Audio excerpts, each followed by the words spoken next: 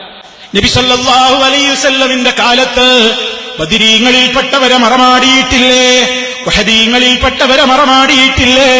ഇത് ഉഹദ് ഷഹീദിന്റെ ഖബറാണ്, ഇത് ബദരീങ്ങളുടെ ഖബറാണെന്ന് പറഞ്ഞിട്ട് ഒരു വരി കല്ല് വെച്ചിട്ടെങ്കിലും അല്ലാഹുവിന്റെ റസൂല് അത് കെട്ടിപ്പൊക്കിയിരുന്നോ?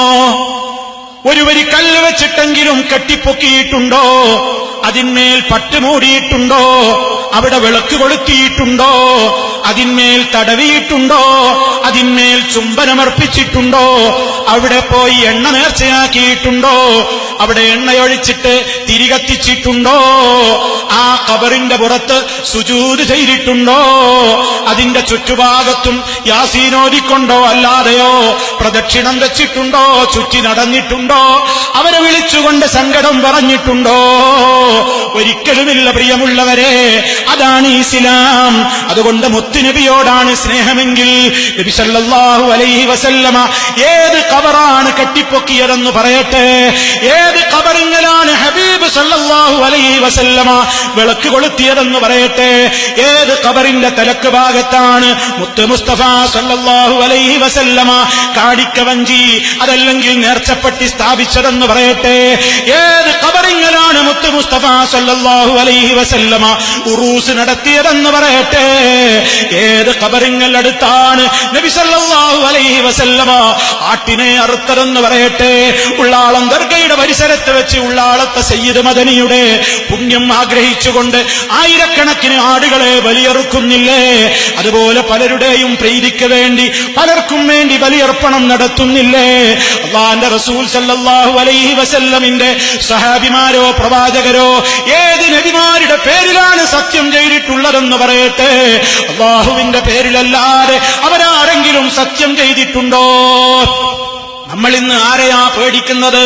പള്ളിക്കകത്ത് കയറിയാൽ പേടിയില്ല, പള്ളിയുടെ അകത്ത് കയറിയാൽ ബീഡി വലിക്കാൻ പോലും പേടിയില്ലാത്തവർ, അവിടെ വെച്ച് പൊട്ടിച്ചിരിക്കുന്നവർ, അവിടെ വെച്ച് ഉറക്ക വർത്തമാനം പറയുന്നവർ, അവിടെ ഇരുന്ന് കൂട്ടത്തിൽ ചിരിച്ചു കളിക്കുന്നവർ, അതേ അവസരത്തിൽ ദർഗയിലേക്ക് കയറിയാൽ ശ്വാസം വിടുന്ന ശബ്ദം പോലും പുറത്തു കേൾക്കുന്നില്ല. അവിടെ ചിരിക്കാൻ അവർക്ക് ധൈര്യമില്ല, അവിടെ വെച്ച് വർത്തമാനം പറയില്ല. അവിടെ യഥാ പഞ്ചപുച്ഛമടക്കി വളരെ പേടിച്ചിട്ടാണ് അവർ ദർഗയിൽ നിന്ന് പുറത്തു പോരുന്നത്. ആരെയാ നമുക്ക് പേടി പ്രിയമുള്ളവരെ? അല്ലാഹനെയാണോ പേടിക്കുന്നത്? അതോ പടപ്പുകളെയാണോ പേടിക്കുന്നത്? അല്ലാഹനെയാണോ സ്നേഹിക്കുന്നത്? അതോ പടപ്പുകളെയാണോ സ്നേഹിക്കുന്നത്? അല്ലാഹി വല്ലാഹ്, അല്ലാഹനെ തന്നെയാണ് സത്യം. ഞാനത് ചെയ്തിട്ടില്ല, ഞാനത് പറഞ്ഞിട്ടില്ല എന്ന് പറയാൻ ആർക്കും ഇന്നൊരു പേടിയുമില്ല. അല്ലാഹന്റെ പേരിൽ എന്ത് കളവും ചെയ്തുകൊണ്ട് സത്യം പറയും. അല്ലാഹന്റെ പേരിൽ എന്ത് കള്ളസത്യവും ചെയ്യുന്ന മനുഷ്യന്മാര് ദർഗയിൽ പോയിട്ട് അവിടെയുള്ള ശൈഖിനെ കൊണ്ടൊന്ന് സത്യം ചെയ്യുമോ എന്ന് ചോദിച്ചാൽ അവന്റെ കൈകാലുകൾ വിറകൊണ്ട് കൂട്ടിയിടിക്കും. അവൻ ദർഗയിലേക്ക് പോകില്ല, അവൻ ആ സത്യത്തിന് നിൽക്കില്ല. കാരണം അവൻ പടച്ചവനേക്കാൾ പടപ്പുകളെയാണ് പേടിക്കുന്നത്. അതേ അവസരത്തിൽ മുഅ്മിനീങ്ങൾ വല്ലദീന ആമനൂ അശദ്ദു ഹുബ്ബൻ ലില്ലാഹ്, മുഅ്മിനീങ്ങൾ ഏറ്റവും സ്നേഹിക്കുന്നത് അല്ലാഹനെ തന്നെ.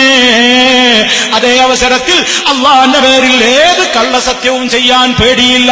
ദർഗയിൽ കിടക്കുന്ന ശൈഖിന്റെ പേരിൽ ദർഗയിൽ പോയിട്ട് കള്ളസത്യം ചെയ്യാൻ പേടിയുമാണ്. ആരോടാ ഇത് പേടിക്കുന്നത്? ആരെയാണ് ഭയപ്പെടുന്നത്? പറയൂ പ്രിയമുള്ളവരെ. കക്ഷിത്വങ്ങളും അതുപോലെ തന്നെ ആ രൂപത്തിലുള്ള ആക്ഷേപങ്ങളും വെറുപ്പുകളുമൊക്കെ മനസ്സില്ലെന്ന് മാറ്റിവെച്ചുകൊണ്ട് ഒന്ന് നന്നായി ചിന്തിക്കൂ.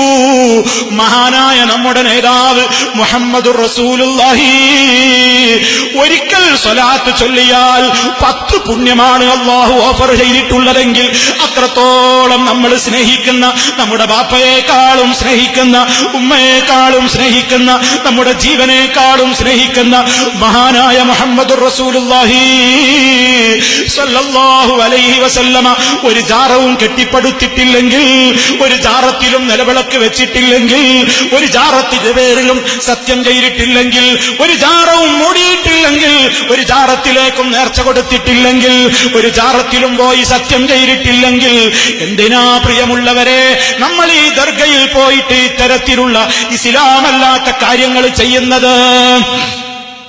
അത് അല്ലാഹുവിന്റെ റസൂലിനോടുള്ള സ്നേഹമാണോ? നബി തങ്ങൾ പറഞ്ഞിട്ടില്ലേ, ഒരാൾക്ക് നമുക്ക് നമ്മുടെ ബാപ്പയോട് സ്നേഹമുണ്ടെങ്കിൽ ആ ബാപ്പ മരിക്കുന്ന നേരത്ത് പറഞ്ഞ വസിയത്തെങ്കിലും പാലിക്കാത്ത മക്കളുണ്ടാകുമോ? എന്റെ ബാപ്പ മരിക്കുന്ന നേരത്ത് പറഞ്ഞൊരു കാര്യമാണ്, അതെങ്കിലും ഞാൻ കേൾക്കട്ടെ എന്ന് ഏത് അനുസരണയില്ലാത്ത മക്കളും പറയില്ലേ? എന്നാൽ മഹാനായ നമ്മുടെ നേതാവ് മുഹമ്മദുർ റസൂലുള്ളാഹി സ്വല്ലല്ലാഹു അലൈഹി വസല്ലമ ഈ ലോകത്ത് നിന്ന് വഫാത്താകുന്ന അവസാനത്തെ സമയങ്ങളിൽ അവിടുന്ന് എന്താ ലോകത്തോട് പറഞ്ഞത്? അതേ, യഹൂദികൾക്കും നസറാനികൾക്കും അള്ളാഹുവിന്റെ ശാപമുണ്ടാകാൻ കാരണം അവർ അവരുടെ അമ്പിയാക്കളുടെയും പുണ്യാളന്മാരുടെയും ഖബർസ്ഥാനുകളെ ആരാധനാലയങ്ങളാക്കി മാറ്റിയവരാണ്. അതുകൊണ്ട് സമുദായമേ, ഞാനിതാ നിങ്ങളോടത് വിരോധിക്കുന്നു. ഇത് പാടില്ലെന്ന് ഞാൻ നിങ്ങളോട് ശക്തമായി വിലക്കുന്നു എന്ന് വഫാത്തിനോടടുത്ത നേരത്ത് മഹാനായ നമ്മുടെ നേതാവ്, നമ്മൾ ജീവനേക്കാൾ സ്നേഹിക്കുന്ന നമ്മുടെ നേതാവ് ഒരു വസിയത്ത് നമ്മോട് പറഞ്ഞിട്ട് ആ നബിതങ്ങളെ സ്നേഹിക്കുന്നു എന്ന് പറയുന്ന കക്ഷികളതാ, മഹാന്മാരെന്ന് പറയുന്ന ആളുകൾ മരിച്ചു കഴിഞ്ഞാൽ അവിടെ ജാറം കെട്ടിപ്പടുക്കുന്നു, അതിന്മേൽ പട്ടുകൊണ്ട് മൂടുന്നു, അവിടെ നിലവിളക്ക് കൊളുത്തുന്നു, അവർക്ക് നേർച്ച കൊടുക്കുന്നു, ആ ഖബർ പോയി ചുംബിക്കുന്നു, ആ ഖബർ തൊട്ട് തടവുന്നു, രോഗം മാറ്റിത്തരണേ എന്നവിടെ പോയി കരഞ്ഞു പറയുന്നു, ആ ഖബറിന്റെ ചുറ്റും ഇങ്ങനെ നടക്കുന്നു, തവാഫ് ചെയ്യുന്നു, അങ്ങോട്ട് കാണിക്കപ്പെട്ടിയിൽ നേർച്ചപ്പെട്ടിയിൽ പണമെറിഞ്ഞു കൊടുക്കുന്നു. ഇസ്ലാമിന്റെ പ്രവാചകനോ സഹാബിമാരോ ഇങ്ങനെ ഒരു സമ്പ്രദായം പഠിപ്പിച്ചത് പരിശുദ്ധ ഖുർആനിലുണ്ടോ? സ്വഹീഹായ ഹദീസുകളിലുണ്ടോ? ബുദ്ധി ഒരാളുടെയും മുമ്പിൽ പണയം വെച്ചിട്ടില്ലാത്ത എന്റെ മാന്യരായ ശ്രോതാക്കളൊന്ന് 1000 വട്ടം ചിന്തിക്കണേ. വളരെ വിനയത്തോടെ ഞാൻ എന്റെ സഹോദരങ്ങളോട് ഓർമ്മിപ്പിക്കുന്നു.